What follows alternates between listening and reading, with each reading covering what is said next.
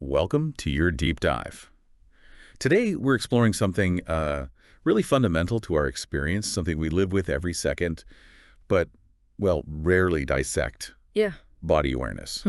Some of our sources call this consciência corporal, that's Portuguese, but for our purposes, yeah, it's basically body awareness.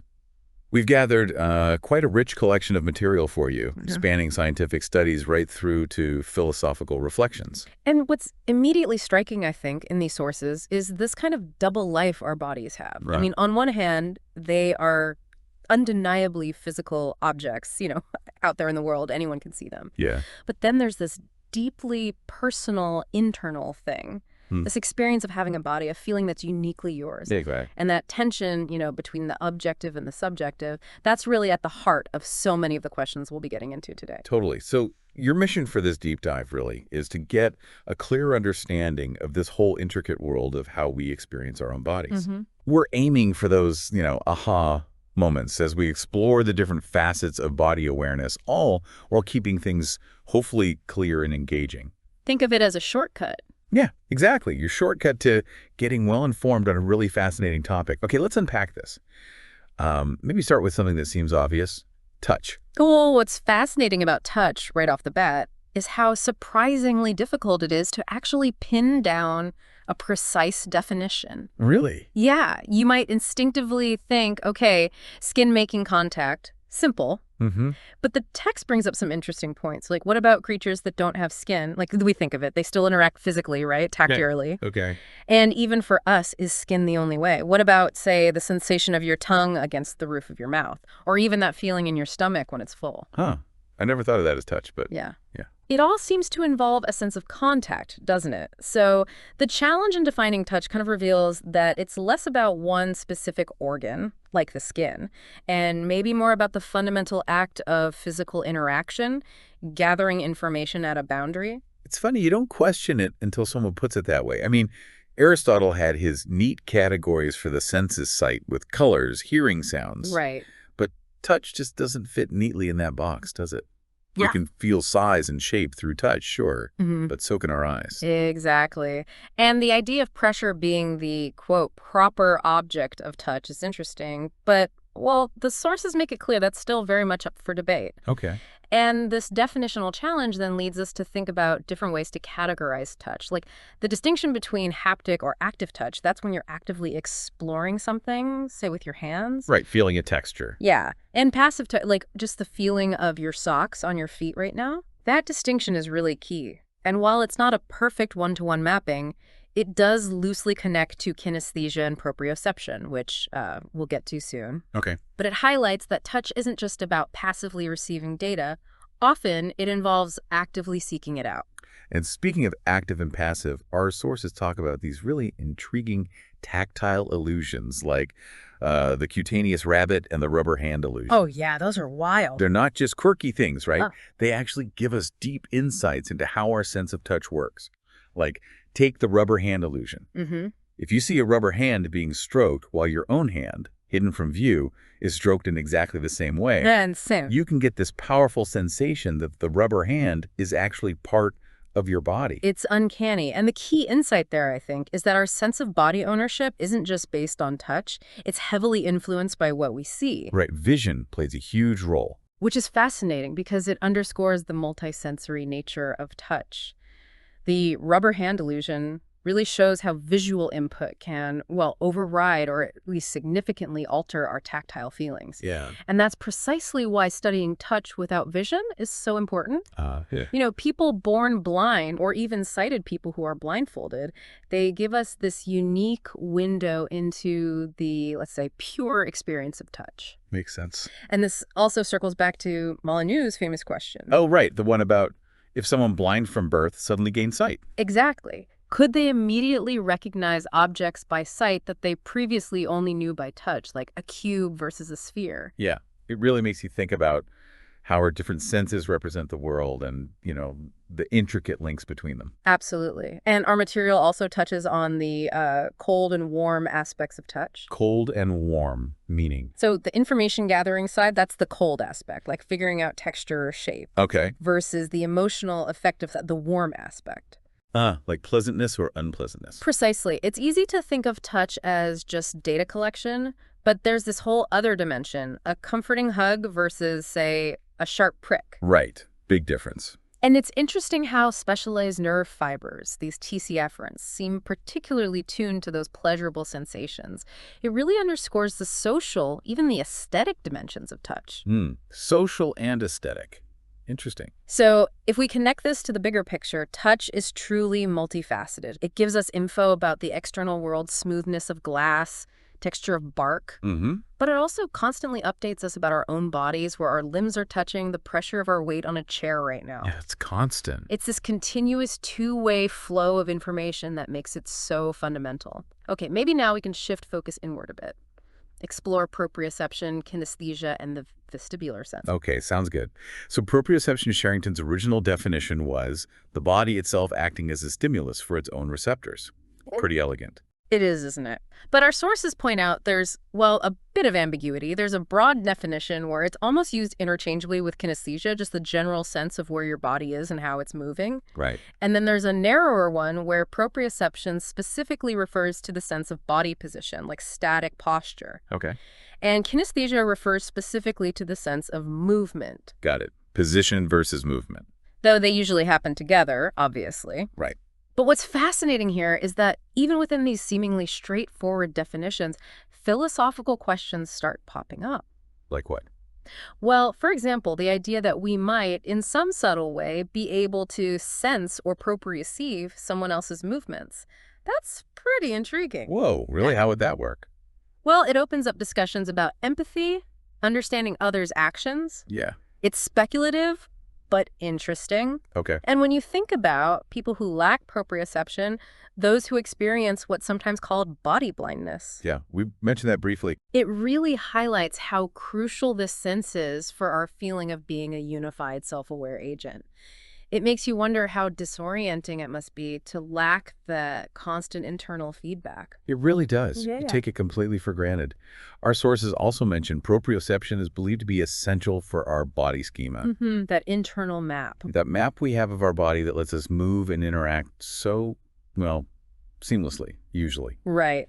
Without thinking about it. And the idea that proprioception offers us a kind of direct, immediate knowledge about our own body, that's also quite profound, isn't it? It is. It feels like knowledge from the inside, unmediated in a way. Okay. And then there's the vestibular sense. Right. Located in our inner ear. Our sense of balance. It detects rotation, gravity, acceleration. Yeah. And when it goes wrong, vertigo. Not fun. Definitely not. Its main job is stabilizing our posture and our gaze and providing that crucial gravitational reference. We usually only notice it when it malfunctions. It's interesting that there's some debate, according to the sources, over whether the vestibular sense even has its own distinct phenomenology, like its own unique sensory feel. Yeah, that's a tricky one because it's constantly active, right? But we aren't consciously aware of the organs themselves, the semicircular canals and otoliths, and it gives us this absolute head-centered frame of reference for our movement, all while being highly integrated with our other senses, vision, touch, proprioception. So it's kind of fundamental, but operates in the background mostly. That's a good way to put it. And connecting this to the bigger picture, the vestibular sense plays a critical role in our sense of self in relation to the world, that feeling of being in my body in the world. Okay. It's deeply involved in autolocalization, or our sense of where we are in space. Right, my location. And the fact that these things can become dissociated, like in out-of-body experiences, really highlights the complexity. The concept of a location in 1pp, the felt sense of where your first-person perspective is located, adds another layer. It's not just where your body is physically, but where you, the experiencer, feel situated. Right, that subjective sense of where I am. Okay, this is fascinating. Let's now turn to thermal sensation, pain, and interoception, a trio that really lights up our body's internal landscape. Okay, so thermal sensation, or thermoception. What's interesting here is that while it's always involved somehow in touch, things feel warm or cold when you touch them. Exactly. But it also exists independently. We can sense the air temperature around us without direct contact. And of course, we're constantly sensing our own internal body temperature. Yeah. And just like touch, there are thermal illusions that can trick our perception of hot and cold. Right. This brings up that question you mentioned earlier. How many distinct senses are there within the whole somatosensory system? Exactly. Is touch separate from temperature and pain, or are they all just facets of one broader sense? Our sources say basically there's no definitive answer yet. Huh. Still debated. And then there's the question of what exactly our feelings of hot and cold represent. What do you mean? They represent heat and coldness, right? Well, yes, but how? One interesting idea mentioned is Gray's heat exchange model. It proposes they don't just represent static temperatures, but rather the processes of thermal energy transfer heat flowing into or out of the body. Ah, so it's about the change, the flow. That's the idea, which challenges the more common assumption that senses primarily represent objects or fixed properties. It shifts the focus to the dynamic interaction. Okay, interesting. Now, pain, often discussed with nociception. Right, but important to distinguish them. Nociception is the neural signal part, potential tissue damage signals firing off. Okay. Pain is the subjective experience, the brain's interpretation, if you like. You can have nociception without feeling pain. Right. The signals might be there, but you don't feel it consciously. Right. The physiological mechanisms overlap, but the philosophical questions around pain are, well, profound. Definitely. Like, does pain represent something specific, like tissue damage? Are those horrible, unpleasant qualities just reducible to kind of representation? And does pain even have a precise physical location? Yeah. Phantom limb pain really messes with that idea, doesn't it? Feeling pain in a limb that isn't there. Exactly. And clinical cases like pain asymbolia, where people report feeling pain but lack the typical emotional or behavioral responses, are incredibly puzzling too. It sounds like it leads to this paradox of pain. That's what they call it. It feels so intensely mental, so private, privileged first-person access, no appearance reality distinction, maybe. Yet it also seems so undeniably bodily, tied to physical states, processes, potential damage. Right. It's both mental and physical somehow. So these attempts to grapple with it, like the polyhedral view or the polysemy view, suggest maybe our concept of pain is multifaceted, or the word pain itself has multiple related meanings. And language and culture probably play a role, too. Absolutely. How we understand and describe pain isn't universal. And then our sources introduce this other concept, syngoception. Yes, syngoception, like a distinct feeling of sourness or aching, often found in chronic musculoskeletal pain. It seems different from typical sharp or burning pain. And it might have a specific physiological basis, acidosis-sensitive neurons? Potentially, yes. Yeah. Which raises the question, is it actually a separate sense altogether? It's an open empirical question, but it shows how our understanding of bodily sensations is still evolving. Wow. Okay, and that leads us to interoception. Right. So broadly, interoception is about those inward-directed senses, as opposed to exteroception, which is focused outward. Inside versus outside. Yeah, though drawing a sharp line can be tricky. Technically, it's defined as the body-to-brain axis of signals from our internal body and visceral organs. So signals from our gut, heart, lungs. Exactly. It's about perceiving our internal physiological state, our homeostatic needs, hunger, thirst, heart rate, that sort of thing. It's fascinating how many ways there are to define it, though. The sources mention single object, insider, regulator definitions. Yeah, each captures a different aspect. The overall state, the first-person feel, the role in maintaining balance. But each also has challenges. It just underscores the complexity of defining something so fundamental, yet often below conscious awareness. But it has significant philosophical relevance. Huge. It's being explored in relation to Bayesian predictive models of the brain, how we perceive time, the gut-brain axis everyone's talking about, and, of course, our emotions. Its connection to our sense of self, from the basic proto-self up to the embodied self, is a really hot area. So it's not just about knowing your heart rate, but how that feeds into feeling like you. Precisely. Though there's also Vignemont's argument that interoceptive feelings alone might not be enough to distinguish self from non-self, but maybe provide an underlying affective tone or background feeling. Okay, so it contributes to the overall feeling of being integrated. Right, next up, bodily feelings. These are described as different from those fleeting sensations. Yes, exactly. These are characterized as more relatively stable, enduring aspects of our body awareness. The sources highlight three key types: bodily presence, bodily capacities, and bodily ownership. Okay, so bodily presence, that's the basic sense of your body being here in the world. It connects with that sensor-motor approach we talked about, often linked with vision too. It's that underlying awareness of your body as a whole, even when you're focused elsewhere. Like the opposite of depersonalization, where people feel detached. Exactly.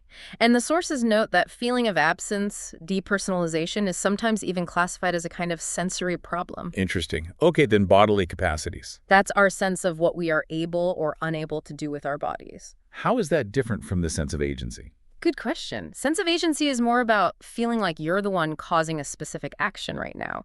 Bodily capacities is more about your longer-term abilities and limitations. I can lift that. I can't run that fast anymore. Oh, okay. More enduring. Right. It might even be linked to metacognitive abilities, knowing our own capabilities. The opposite would be that feeling of bodily incapacities, like inconversion disorders. Got it. And finally, bodily ownership. Yes, that really fundamental sense that this body is mine. It's a huge topic, and we'll definitely circle back. But it's that basic intuitive feeling that your body belongs to you, to yourself. And the opposite is disownership, like in somatoparaphrenia. Right. And the sources emphasize that effective awareness, that emotional connection to our body, seems crucial for this feeling of ownership. Okay, so these stable feelings form a backdrop. That's a good way to think about it. And Ratcliffe's theory of existential feelings adds another layer, these pervasive bodily and affective states that shape our possibilities for action and pre-structure our experience. How these relate exactly to Vigneault's three types is another open question. Always more questions. Okay, let's transition from these feelings to how our bodies are represented, talking body image, body schema, and peripersonal space. Right. These three concepts are often discussed in terms of mental representations, although, as the sources mention, some perspectives challenge that view. But they're all key to how we understand body awareness. Definitely. So body image, particularly as O'Shaughnessy introduced it, is generally seen as the mental representation of our body's physical configuration. Like a mental picture. Kind of, a more static, long-term sense of our body's spatial structure, not necessarily involving active movement, like the blueprint you mentioned earlier. Okay, and body schema. That's different. Yes, body schema is more about our sensor-motor capacities and actions, how we can move and interact. It's interesting how the understanding of both terms has really evolved since Head and Holmes back in the early 20th century. It's definitely not simple. Yeah, sounds like there have been debates. Oh, absolutely. Complications, controversies. For instance, the role of vision in body image, O'Shaughnessy seemed to downplay it, but clearly sight is important for how we perceive our body's size and shape. And Galish's characterizations body image as conscious abstract versus body schema as unconscious sensory-motor function highlight different takes. So what's the current thinking, roughly? Roughly, body image a mental rep of spatial structure. Body schema incorporates action possibilities. And the advice is definitely don't use them interchangeably. There's potential for real confusion, especially when interpreting disorders. Okay, keep them distinct. And then peripersonal space. That's the space right around us. Yeah, often defined as the space immediately surrounding the body within which we can easily reach or be reached. It really gained traction in the 80s. And it's about interaction. Exactly. It's seen as an index of our multisensory interactions with the environment. It's not just about physical distance. It's more about our potential to interact. So it can change. It seems so. Recent research suggests it might be multiple graded fields affected by more than just proximity. There's even a distinction between appetitive PPS space around things we want to interact with and defensive PPS space around potential threats. Appetitive and defensive, huh? And how peripersonal space relates to body image and body schema is still a really active area of research. And it contributes to that feeling of being here. Auto-localization. That's the argument, a different kind of presence than just basic bodily presence. And disruptions in processing PPS might be linked to those feelings of unreality and depersonalization. Wow, so it connects body awareness to philosophical ideas about indexicals, like here and now. It certainly seems to. It links our immediate body awareness to our fundamental sense of place. And while a lot of PPS research is empirical, the philosophical implications for understanding embodied experience are pretty significant. So questions about egocentric versus allocentric space, body ownership, self-awareness, they all connect here. They do. It's a rich area. Okay, so given all this incredible diversity, sensations, feelings, representations, is body awareness a single unified sensory modality? Probably not, right? Yeah, the sources lean heavily towards no. It just seems too diverse. But it raises that interesting point about how all these elements seem to provide this kind of built-in immunity to error about whose body It is Vignemont's bodyguard hypothesis. Right. It's always felt as my body. That seems to be a core feature. But the term body awareness can also be used more narrowly, like just talking about spatial touch. And it leaves open questions about proprioception and the vestibular sense. Are they modalities? Do they need to be perceptual? Is proprioception a natural kind? Lots still to unpack. Definitely. Okay, let's delve into some of these contemporary questions in more detail, starting with, is there a tactile field? Okay, the tactile field question. To get a handle on this, it helps to think about the visual field first. Right, we all kind of know what that means, what we see in front of us. Exactly. It's a concept in psychology, philosophy, but the question is, do our other spatial senses rely on similar kinds of sensory fields?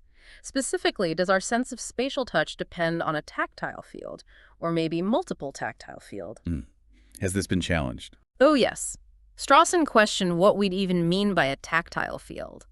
O'Shaughnessy went further, arguing there's no real analog in touch to the visual field of visual sensations. No equivalent structure. Soteria focused on a specific structural feature he sees in vision-localized objects that he argues is missing in how we experience localized touch sensations. But there's pushback on that. Empirical work. Haggard and colleagues, for example, did experiments trying to find evidence for tactile fields that support how we perceive tactile patterns. And how would that work? The argument involves integrating continuous sensory input through the arrangement of tactile receptive fields on our skin, that this integration provides a mechanism for spatial perception via touch.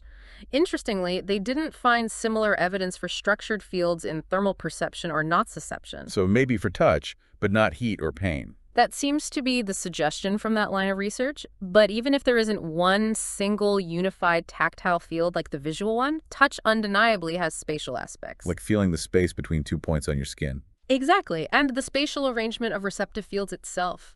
The whole discussion pops up elsewhere, too, comparing shape representation in vision versus touch. Molyneux's question again, even the spatial content of Bain. So the idea of a tactile field, even if it's not exactly like the visual one, is still useful. It seems theoretically fruitful, yeah. Similar work is happening for smell and hearing, too. Fascinating. Okay, another big contemporary question. Is bodily immunity to error through misidentification?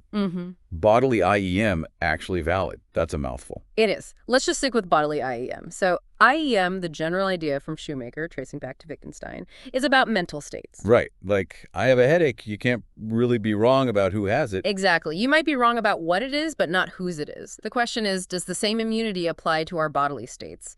When you attribute a physical property to yourself based on bodily senses. Okay.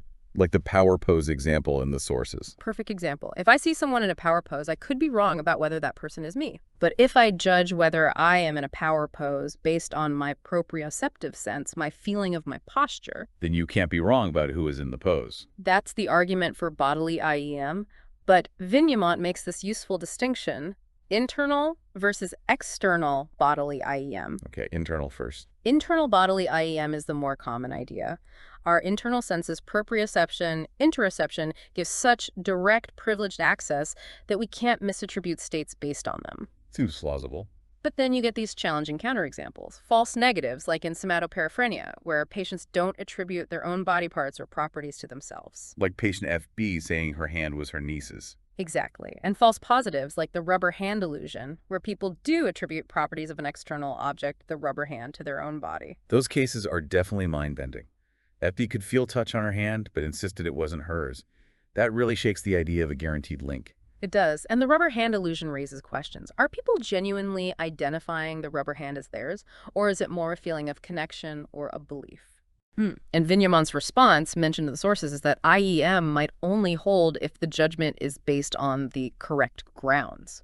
But doesn't that weaken the original claim if you add conditions? That's the worry some critics have, yeah.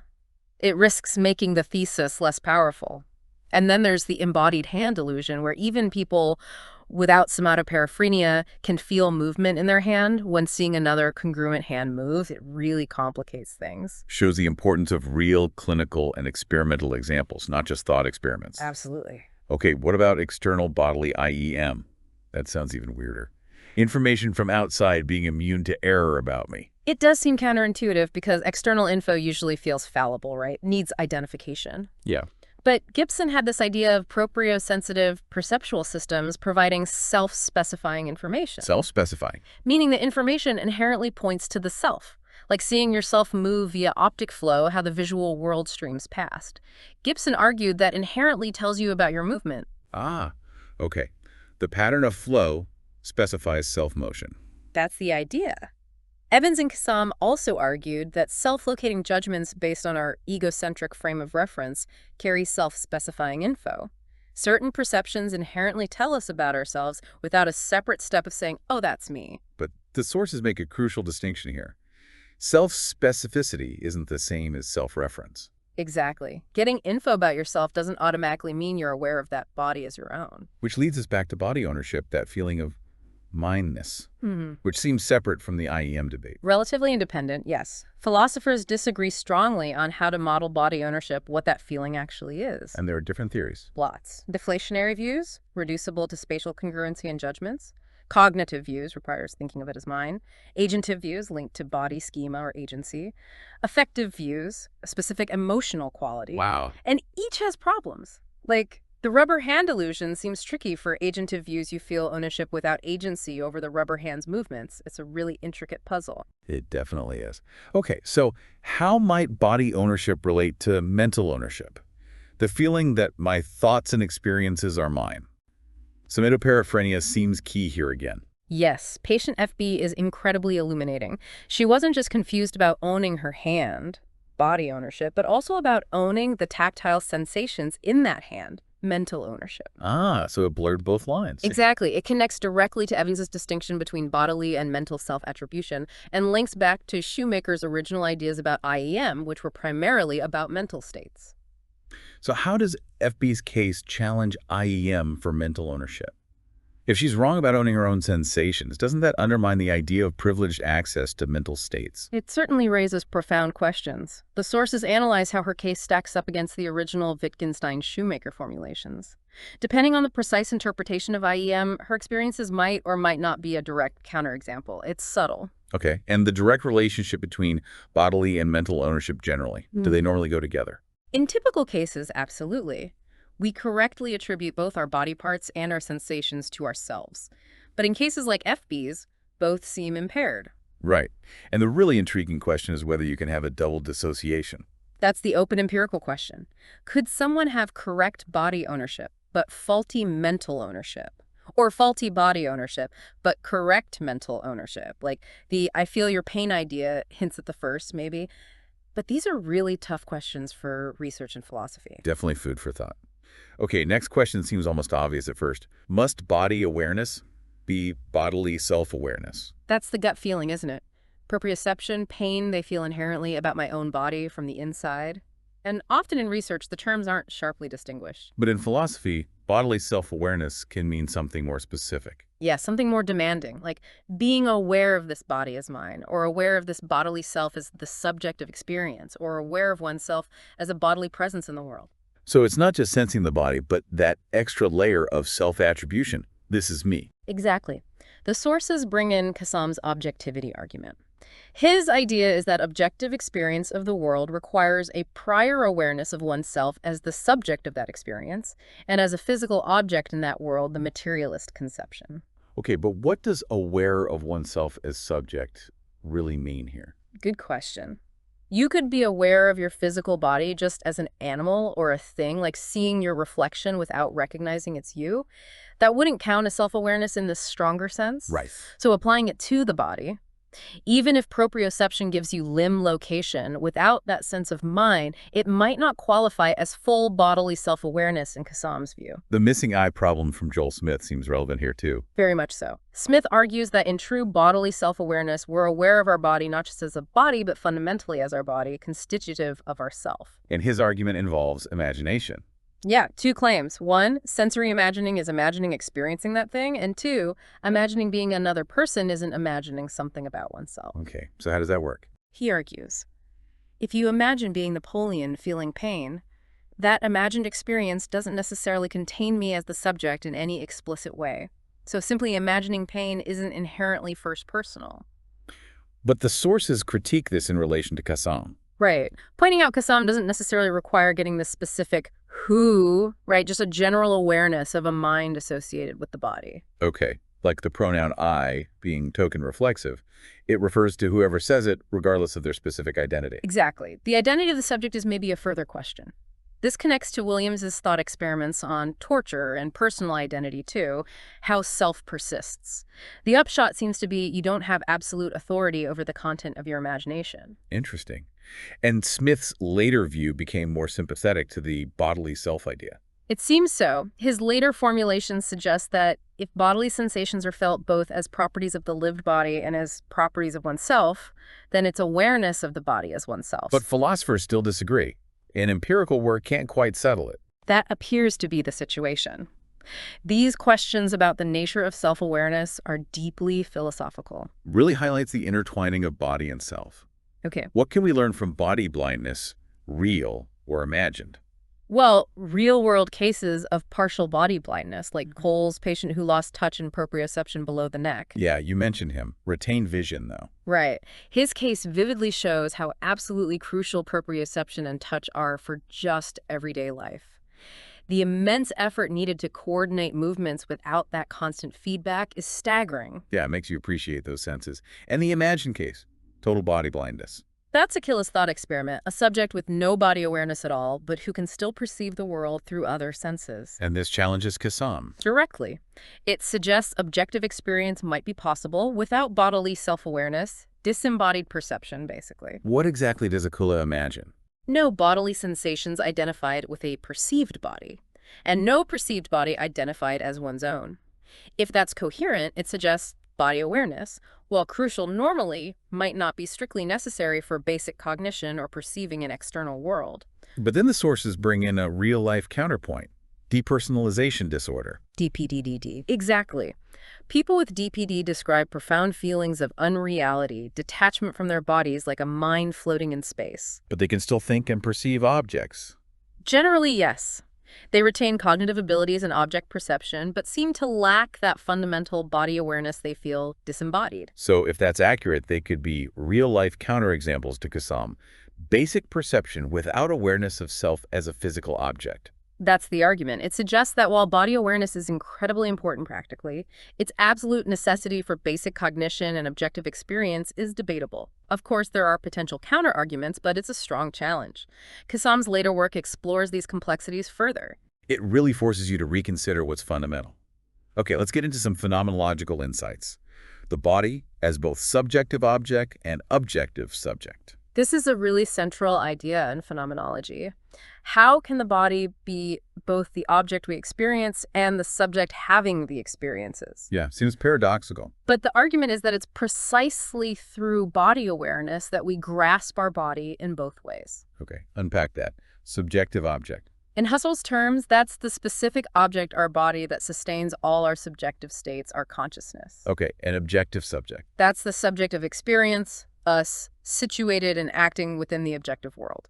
And these aren't incompatible. Not inherently. As Joel Smith put it, our body is given as lived, embodied subjectivity, but it's also co-presented as a physical thing, unlike Sartre's more dualistic view.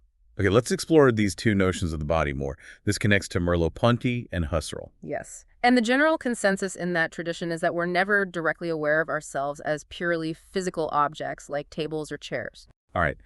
Husserl's distinction was Leib versus Körper. Exactly. Leib is the lived body, the body self, the bearer of sensations.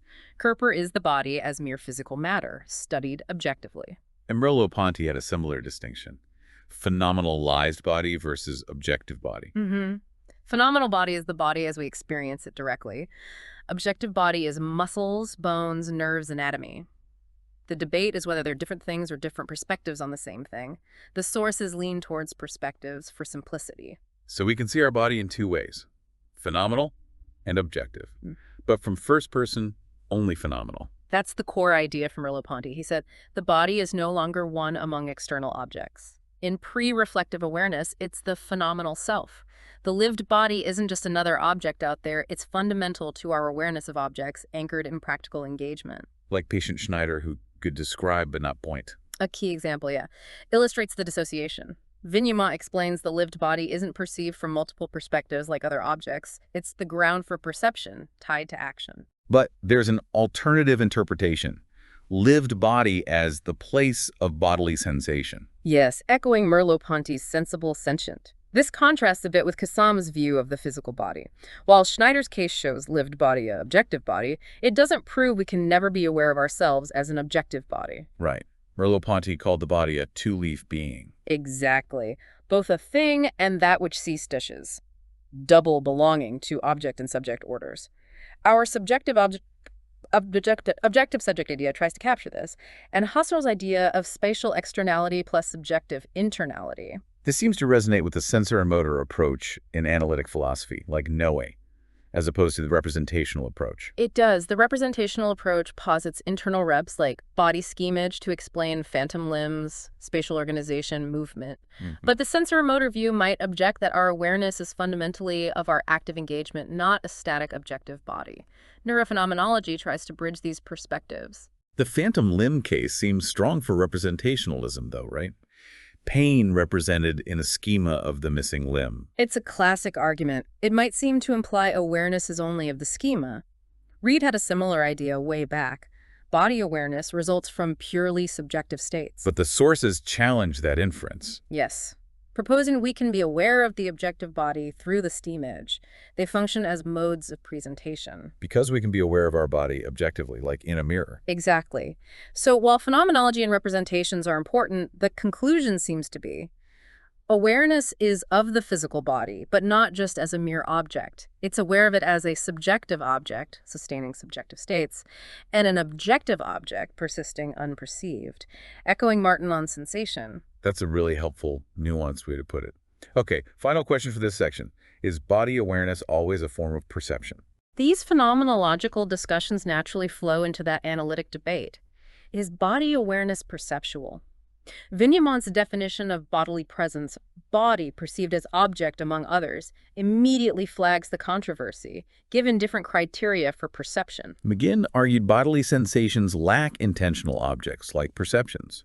Maybe because the body isn't external in the same way. That's one line of argument, potentially linking back to Merleau-Ponty. And Shoemaker argued, perception requires identifying objects, but body awareness only gives info about one object, the self. But there are counter-arguments. Yes. Some say the single object doesn't disqualify it. Others, like Schwenkler, argue body awareness does give info about multiple objects, our body parts. So it's complex. Lots of challenges to the perceptual model. Definitely. Distinctive spatiality, arguments it's not intrinsically spatial, local sign theory suggesting spatial location doesn't come from spatial content of sensations, plus the whole skin space versus body space versus external space issue. And A.D. Smith argued they're just mere sensations, not perceptual by his criteria. Right. Plus challenges from knowledge without observation, enactivism, other action-based theories. So, still very much debated. Highly debated. But wrapping up this section, it's clear why body awareness is so philosophically intriguing. It's at that nexus of subjective and objective. The body is the means for the subjective to access the objective, a bodily quest for objectivity. And the body itself is both the seat of the subjective and objective in itself, part of the external world. Exactly, though even the spatial metaphor of mind and body is contested. But yes, that dual role is key. Wow, we have truly journeyed through an incredible landscape in this deep dive into body awareness. It's clear this is, well, far more multifaceted and profound than most of us probably think about day to day. Absolutely. And I think the key insight, hopefully, for you, our listener, is that body awareness isn't just one single thing. It's not monolithic. Right. Instead, it's this really rich, diverse collection of experiences, sensations, feelings, representations. And each one raises its own unique but deeply interconnected set of philosophical and empirical questions. We've touched on so many fascinating points. I mean, the definition of touch itself being tricky, the mysteries of proprioception. The blurry lines between body ownership and mental ownership. Yeah, and the implications of body blindness, both real and imagined. We really hope this deep dive has given you some of those aha moments and a solid grasp of the key ideas without, feeling too overwhelmed. And maybe as you continue to think about all this, here's a final thought to ponder. Given this sheer complexity, this multifaceted nature of body awareness we've uncovered, how might our fundamental understanding of consciousness itself need to evolve? to fully account for these deeply embodied experiences? Ooh, that's a wonderfully provocative question to leave everyone with. Yeah. We definitely encourage you to keep exploring any areas that spark your curiosity, and please feel free to reach out with follow-up questions. Thank you so much for joining us on this deep dive into the fascinating world of body awareness. Guys, see you in another podcast. Don't forget to subscribe to our channel.